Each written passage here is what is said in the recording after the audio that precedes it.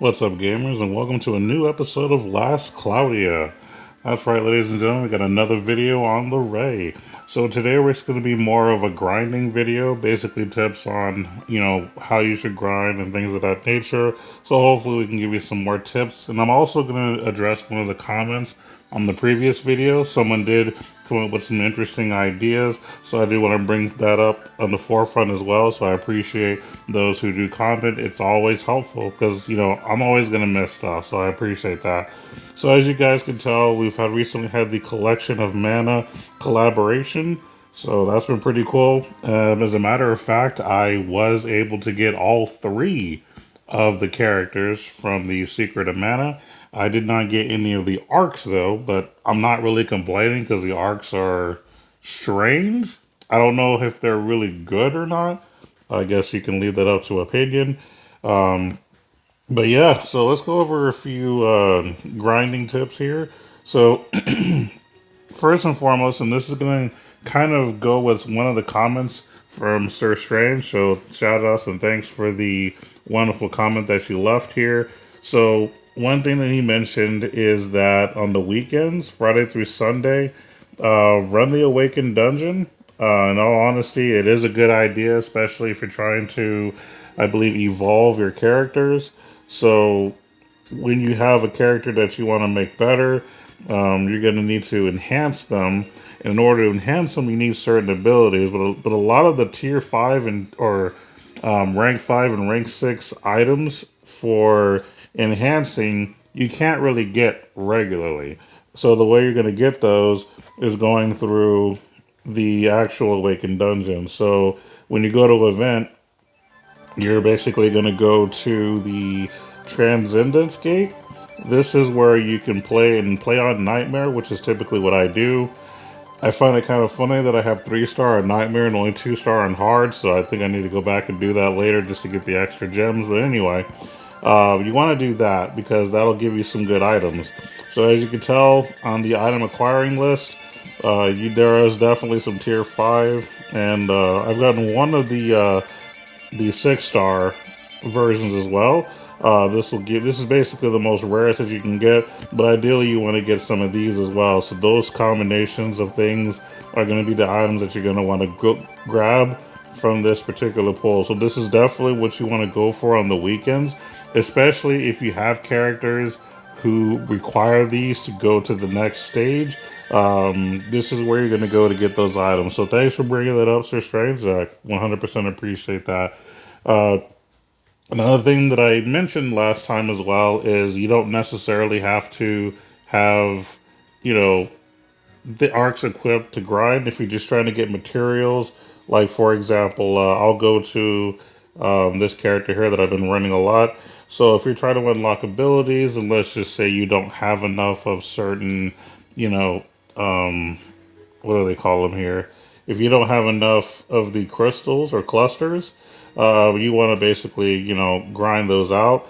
So if you want to get more crystals, basically you just want to go to certain stages and get those on the world map. Now, obviously, you can also use your friend points to buy more. The event dungeons, you can usually buy them there as well. So, those are a lot of things that you can do here. Now, there are two specific stages that I grind on myself. So, I've heard some people say that you can go to the World Tree. Personally, I don't think that's a good grinding spot, but some people say that it's a good idea. I don't get it, but that's fine. If someone wants to correct me and explain why that's a good grinding stage, I'm more than welcome to listen and hear that. Where I go most of the time is the Grazia Mountains, and I just go to hard mode and then just go to the seaside one. And it doesn't even matter what character I use at this point, I can just pick anyone. So, because it's a Secret of Mana event, I'll just pick one of the Secret of Mana guys. I have no other arcs equipped right now because I'm really just grinding for I'm just grinding for materials at this point. I'm not necessarily trying to level up any skills. The other reason that I'm also not equipping arcs because I need to kind of earn some more of these orbs so I can learn so I can actually gain access to certain abilities. And then once I've, put that on the arc, then I can equip it to whoever I want to equip it with, and then do the grind to learn it and go from there. So just to give you guys a little bit of action, I'll kind of show you guys, you know, this on auto, just so you can kind of see the new team that I'm rocking right now. Because I don't believe I was running these in the last video. I could be wrong. But this is kind of the team I'm working with right now. Mylena currently has the highest level Earth spell, which I believe is called Grand Cross. So sometimes if I'm, trying to do some of the difficult dungeons in certain areas for special items or gold or whatever, I'll usually just spam Grand Cross over and over. Or if I'm using a, Zekas on a support, they'll usually spam, Diamond Dust and probably kill them before I can get mine off. So, that's always a possibility as well. And while we're waiting for this to grind here, I'm going to address something else that Sir Strange mentioned as well. So he mentioned that JP has a tier list when it comes to characters, which is actually true. The Japanese version did launch many months before the global version. One thing that I will say about comparing the different servers is that they're not always going to be the same when they cross over. So anyone who's seen any of my videos in the past knows that I've played lots of games like Seven Nights and Heroes Charge. And one of the biggest complaints that I've heard is that a character released in Japan is not good on global. So with that advice, I'll let you know that you can look at what's going on in the JP servers for the sake of getting kind of an idea or a template of what could be coming as far as events and what characters may be coming out. But understand that the tier list may not necessarily be the same. Because with anyone who's played any other mobile RPG in the past, a lot of times they switch things up between, global and wherever the initial release was done at. So yes, I do agree that looking at other servers like JP, for example, for this game is a good idea. But it's for me, I would only look at it just to see what's coming. Like, for example, I went ahead and took a look, and it looks like they do have an arena mode in JP. So, as I was, assuming in the last video, there you are going to actually have 4 characters that you're going to use in arena once it does launch. I would assume it's going to be the same there. And I think I saw another video that mentioned you're going to be getting, I think it's some kind of a tower mode or something like that. So there are new modes coming that are not on global yet. So that I assume will probably be about the same. I don't 100% know if the characters themselves will be the same as far as power or tier wise and things of that nature. So use it not necessarily as 100% gold, but as a template is the best thing that I'll say about that. Now the other area that I grind in sometimes, and actually before I go there, let me explain why I actually grind here. I didn't really talk about it at all. I'm so sorry. So I grind here because I get a lot of good elements here. This is actually my favorite grinding spot. I get good elements really, really easy, and you also get a lot of the 3-star enhancing items like this, for example. I get this every now and then. I probably get this a lot, and I get this a lot. But again, getting a lot of these as well has been really, really cool for me. So I've been getting some good stuff. Now, as far as like the golds and the power potions, I don't see those very often, but I'm not complaining when I get them, right? So and not only do I like, the fact that I get a lot of these good items, but the atmosphere and the like just the level in general, for me is so peaceful. I don't know what it is about this, if it's just like the greens or whatever it is, but I feel like when I'm grinding here, it's just kind of a relaxing level. Maybe that's just me being weird, but whatever, I don't care. The other level that I like to grind on as well is the Evria Ice Caverns. I usually go here, but I don't typically go to the very top. I usually go to Dependable Maiden and go from there. Now, as far as what you can grab, you can always, click the little magnifying glass and it'll show you what possibilities you have. Now, most of the time, I get the, you know, 3 stars of the elements, and of course the rainbow one as well. Some of the meats and stuff.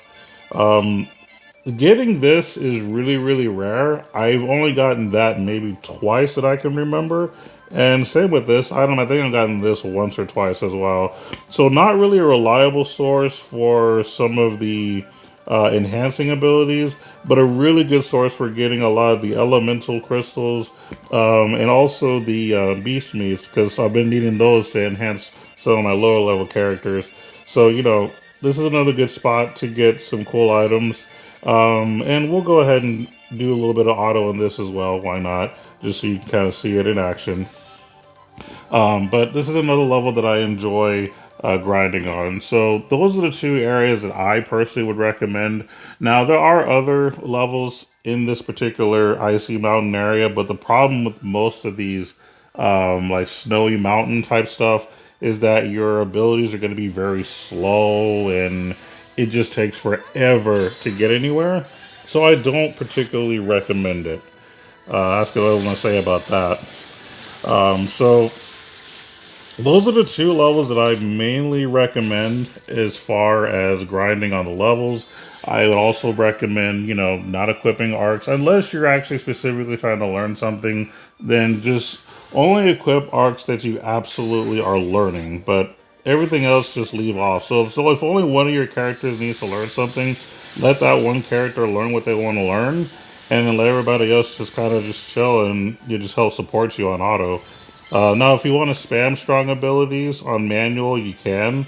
I just don't always do it just because, sometimes I'm in the middle of like multitasking, so I kind of let it do its own thing. Now, another thing I'm going to address is, especially for today specifically, by the time most of you see this video, the event may not be, still running, but you have the opportunity to get 3x experience in AP on the Secret of Mana characters, and you also can get double AP from the training area. So, but they run off of the same stamina base. So the question is what should you do? Should you go for the 3x experience or for the 2x experience slash AP? Well, I'm gonna say that it depends on what characters you want to run. Like if you're really digging the Secret of Mana characters, getting triple experience in AP is always better than getting double. So definitely go for that. But if you're not really a fan of the Secret of Mana characters and you don't care about all that, then this is your time to level up Zekas or anyone else that you're running, like Lukiel or whoever, that you want to get double experience in AP on. This is definitely the opportunity to do so. Anytime this game gives you the opportunity to get double experience in AP or triple experience in AP, you should take advantage of it. Um, Not necessarily for the experience, more for the AP, because there are a lot of skills that just cost so much, to master that it can take forever to learn those. So this is the perfect time to definitely go through and grind those levels out. Now, the other reason that you may consider jumping to the double X instead of the triple X is because the double X right now, you can get rewards for clearing it. So if you've already gained all the rewards you need for Secret of Mana, even if you don't care about, leveling or getting AP for the other characters for the trading area, do it anyway, just because you can get some more stuff. So if I was to go to the trading field right now, go to the event reward, and there's so many things you could still earn. Now, obviously, I haven't been playing this much, which is why I've only gained a few things. I actually need to go through and grind these. And when you run out of the, stones to keep playing, you can always, refresh them with diamonds or gems, whatever they call it, if you want. You don't necessarily have to do it, but if you're really trying to get everything and, you're running out of time, you're like on 1 or 2 days left, then definitely use those up to keep going through until you can get all those items. But as far as the Divine Beast area, you definitely want to go ahead and make sure you've done everything just to get all the rewards. If you need to get more gold, I didn't mean to actually click on it. Clearing this will typically give me 3 of those little golds. So if you need to get more gold to buy more things, this is definitely the way to go to if you're trying to get those kind of rewards. Um, Otherwise, oops, let me go back. I went to the wrong area. On the trading space, they did add a few more things for the update. So, they have the new elemental bracelet. And if you basically buy everything in here, I've been told that you can get another item. So, go ahead and do that. I'm not sure if I'm going to have enough time to do it. I guess if I used up my gems, I probably could, but I don't really like using my gems on, recharging and whatnot, unless I'm doing something for the video like last time.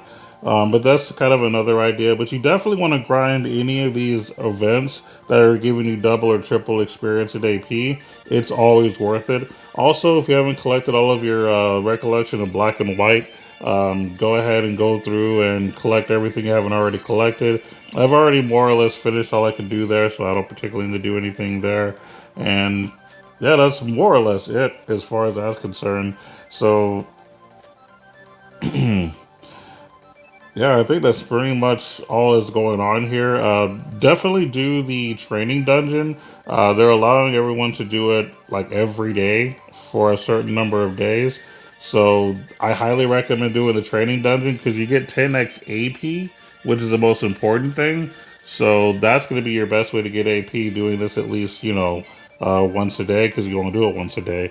Typically, you can only do these on Mondays, but for right now, for a limited time, they're letting you do it every day until a certain day. So do that at the very least. That's probably the first thing you should do. The very first thing that I do every day is the trading dungeon. Once I'm done with the trading dungeon, you typically do the gold rush, and for some reason I forgot to do it today. So I'm actually glad I'm doing this video because I need to get the gold rush done. And then once I'm done with the gold rush, then I'll go back to the Transcendence Gate and continue grinding for the, you know, materials to make my, characters a bit better. And that's pretty much it. Now, on days where, you can't do everything, I typically just do, if it's a Monday, I do the training dungeon. If it's any other day during the week, I do the gold rushes and then whatever the red, blue, or whatever day it is for the gems. And on the weekends, you want to push for the Transcendence Gate. Now, if you get the items that you need to transcend, but you don't have enough gold, then stop doing the transcending one and go to the Infinite Zell one, and then just start grinding for gold. And then, of course, you can always grind the regular stage as well, because that gives you gold too. But so, just to recap, the two areas that I grind is the Ever Ice Caverns, hard mode, and I go to Dependable Maiden, and then I also go to, whoops, I believe it was the some kind of I actually I didn't mean to tap that. I'll go back in a minute, but I'll show you where the other areas real quick that I grind at. But those are my two areas that I grind in. The area that I grinded most was the very first one I showed you, which is the Grazia Mountains on hard mode, and I just do the seaside rain clouds, so the one on the very top. This is honestly my favorite area to grind, so I typically grind here most of the time, and that's pretty much where I'm at. Um, I'm actually at the point right now where I'm almost got level 10 on all my blue spots, and then I'm already maxed out my red spots, so we're good there. I think they max out at 8 if I'm not mistaken. I think it's 8 they max out, and then on 10 the blues max out. And then of course, I still got to do these as well. So my, this will be at 10 soon, and then this had to get up 2 more levels as well. So once I'm done with all that, then I'm gonna really start pushing on maxing out certain areas or certain arcs. I'm gonna say that as far as like, which arcs you should get to level, to the max level first, there are a lot of other videos that'll tell you some really good ideas on which arcs you need to push for. Now, personally for me, what I do is I always put this split icon just so I can see which ones that I want, and then I look up which, bottom skills that I want to most to level at 10. So the guy's trading mountains, I do want to get attack up max, as you can see right here. I definitely want to get that. So that's something I plan on getting soon. And then if you go down a little more, I do plan on getting, let's see what else there is. Fairy's Forest, I want to get magic defense. I'm not sure, not Fairy's Forest. Let me keep going. That was not it at all. Um, Actually, I do eventually want to get magic defense up to max for my tank, and then for gate Beganda, I want to get that defense max up, and then for sorcerer's Eden, I want to get magic up max. That's probably one of the highest priorities right now, and then you just kind of look through and you'll be able to see which ones you want to max out. Now, as far as the Ethereum and getting something to the highest level, I recommend that you kind of tap on something, and I'm going to tap on this one for a reason. I'm actually got 50% on here, so I'm halfway done with getting the Arc Aether maxed out. Click on the Arc Aether thing, and then just take a look, and it'll tell you what item you're going to get once you actually get this to 100%. Now, keep in mind that the AP rate adjustment that jumps to 18 or yeah times 18, that's only after you've maxed it to 100%.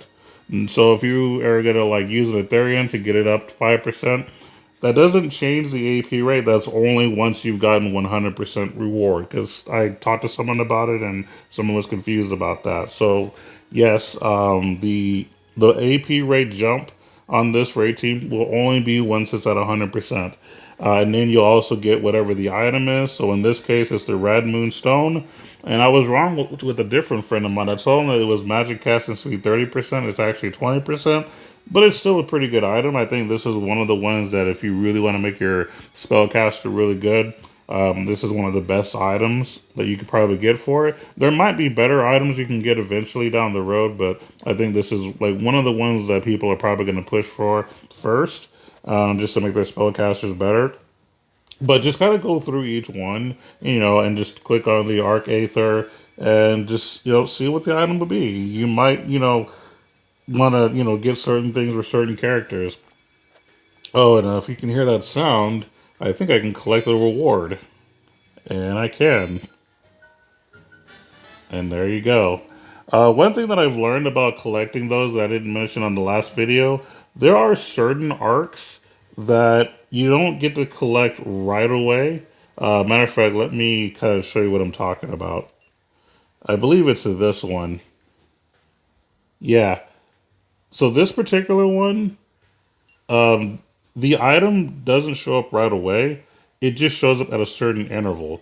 So what I would do is I would just keep tapping on it for a while until it appears, and then you'll automatically collect it. I think they're souls for Sevia, which is one of the ladies that I'm currently running right now. I don't think I'll be able to collect this right now because I think I already just collected it recently, so we'll just stop tapping on it.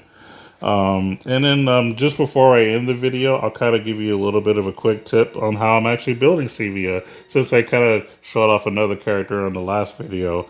So I'll kind of show you how to build kind of a damage dealer, because that's who Sevia is for me.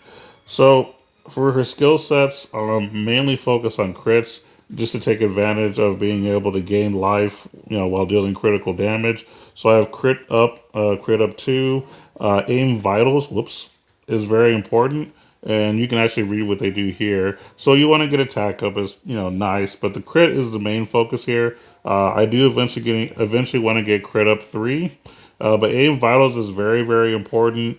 Proud Force is what she naturally gets that gives her HP whenever she does critical hits.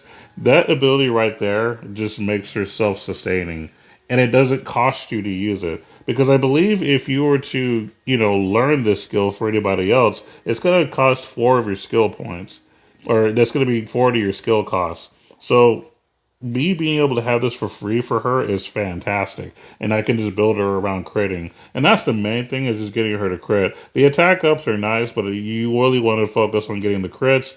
I do the fast brave just to get her more offense, more damage early. Since she's going to be doing a lot of damage, you obviously expect her to be killing. So pose of victory is pretty good to help her become more safe, self-sustaining. Surprise attack is pretty good too. So against certain, bosses that kind of, if you have them surrounded, you can sometimes get a lot of like 50% extra damage. So that's pretty good.